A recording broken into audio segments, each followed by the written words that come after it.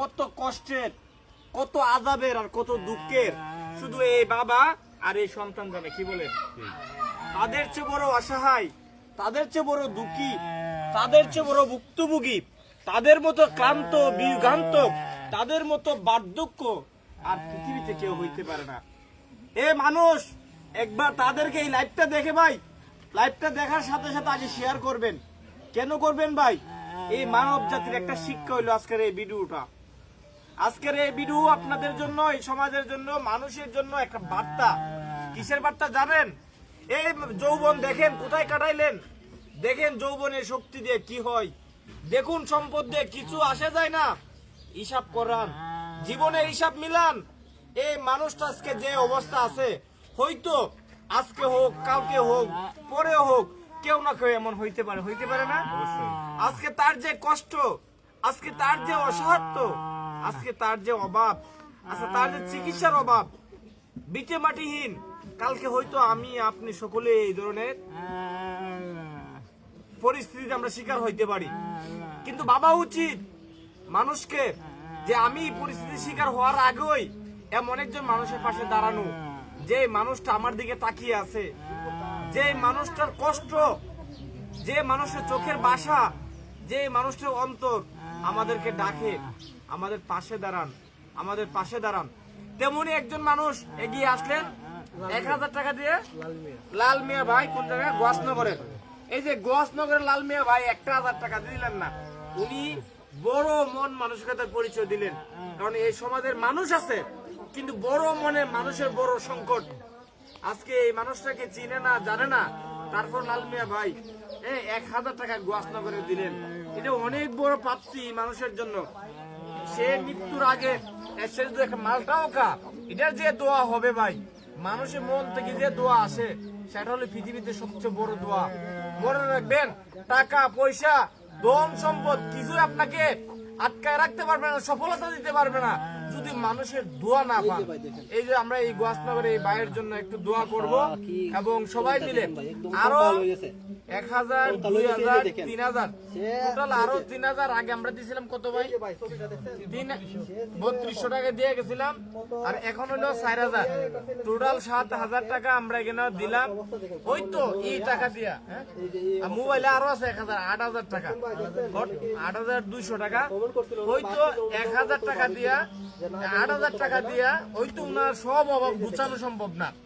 কিন্তু মহান রবের দরবারে আমরা একটা কথা বলতে পারবো, এ আল্লাহ, আমাদের সামর্থ্য ছিল না, আমাদের টাকা ছিল না, সম্পদ ছিল না, কিন্তু আমরা আমাদের মনের শক্তি দিয়া আজকে এই চাচার পাশে আমরা দাঁড়াইতে পারছিলাম।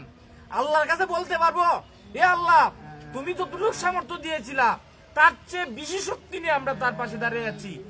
হয়তো আল্লাহ মহান রবের উসিলা, এই মানুষের দোয়া, আমরা হয়তো দুনিয়ার এই ঝামেলা থেকে পরকালীন জীবনকে আমরা মুক্ত করতে পারবো। এই জন্য বলবো ভাই, আপনার পরিবারের সুখ দুঃখ ভাগাভাগি করেন, আপনার অর্থ সম্পদ জাকাত সঠিকভাবে দেন, তাইলে এইসব মানুষগুলো একটু হাসি ফুটবে। তারা ভাই আপনার সম্পদ চায় না, আপনার বিশাল অট্টালিকা থাকতে চায় না, আপনার এসি বাড়িতে থাকতে চায় না, কিন্তু মৃত্যুর আগে একটা স্বাভাবিক মৃত্যু নিশ্চয়তা চাই, একটু চিকিৎসার ব্যবস্থা চাই, একটু আপনাদের সহযোগিতা চাই। আসুন না ভাই, আমরা মানুষের পাশে দাঁড়াই। জীবন হোক জীবনের জন্য, মানুষ হোক মানুষের জন্য। আমরা একটু কথা বলবো ভাইয়ের সাথে। ভাই, আপনি যে এই পরিস্থিতিটা দেখলেন, আপনার কেমন উপলব্ধি হচ্ছে? এই পরিস্থিতি দেখে তো আমার অনেক কষ্ট লাগতেছে, যে আমরা মানুষ যে অনেক অর্থ সম্পদের জন্য কত দৌড়াদৌড়ি, কত ছোটাছুটি করে, কিন্তু 1 সেকেন্ড সময় লাগবে না তার মতো অবস্থা হইতো। সেও একটু স্বাভাবিক ছিল, আজকে সেও স্কুলে পড়াশোনা করতে, এমনকি চাকরি করতে। এই জীবনে নিয়ে তো বড় একটা আসলে ঠিক না, অহংকার গৌরব করাও ঠিক না। আমরা মাহাদির কাছ থেকে একটু শুনতে চাই। মাহাদি, বসো বসো। এই যে দেখো, মানে তোমাকে আমি মনে হয় বলছিলাম, তো বাস্তবতাটা দেখো নাই, আজকে কেমন তোমার? বাস্তবতা দেখে আসলে আমি আবেগ আপ্লুত, যে আমরা জীবন নিয়ে গর্ব করি, হিংসা বিদ্বেষ ছড়াই, এই নশ্বরের দুনিয়ায় আমরা অনেক কিছু করি।